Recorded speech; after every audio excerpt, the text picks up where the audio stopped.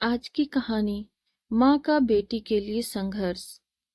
निधि के पिताजी के गुजर जाने के बाद सारी जिम्मेदारियां उसकी माँ रमा के कंधे पर आ गई।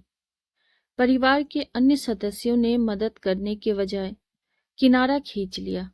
हालांकि निधि की शादी की चिंता रमा को नहीं थी, लेकिन उसके चचेरे भाई के दामाद समीर को बहुत हो रही थी। एक दिन समीर ने रमा को फोन करके बताया कि उन्होंने निधि के लिए एक लड़का देख लिया है। समीर ने रमा को लड़का और घर देखने के लिए बुलाया।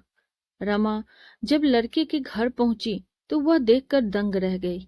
घर तक जाने का रास्ता खेतों के बीच में एक पतली मेड़ से था, जिस पर कई बार गिरते गिरते बची। घर कच्चा और टूटा फूटा था और घर की महिलाएं अंदर से घूंघट में झांक रही थी। लड़का बदसूरत, काला और न तो बोलने की तमीज थी, न ही कोई शिष्टाचार। रमा ने लड़के से पूछा कि वह क्या करता है, तो उसने बताया कि वह पॉलिटेक्निक कॉलेज के प्रथम वर्ष में पढ़ रहा है। रमा ने थोड़ी देर में वापस जाने का फैसला किया और समीर भी उसके साथ उठकर चल दिए। कुछ दिन बाद समीर ने रमा से कहा कि रिश्ता पक्का कर लीजिए और जल्द ही सगाई कर दीजिए। रमा ने जवाब दिया कि अभी निधि की पढ़ाई पूरी नहीं हुई है।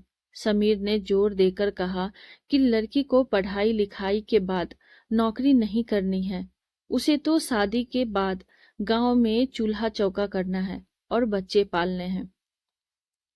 रमा का पारा गर्म हो गया और वह क्रोधित होकर बोली, एक तो लड़के की शकल सूरत और तहजीब नहीं है, ऊपर से आपने मुझसे झूठ बोला कि वह इंजीनियरिंग कॉलेज में है।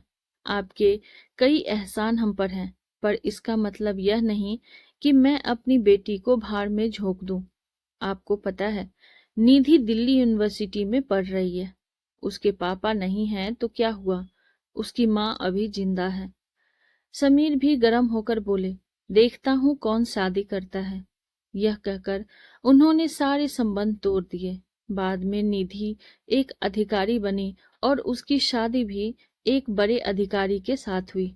इस तरह रमा ने अपनी बेटी की जिंदगी संवारने के लिए संघर्ष किया और सफल रही।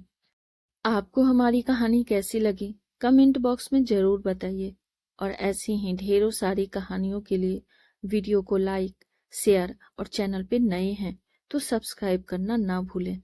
Thank you.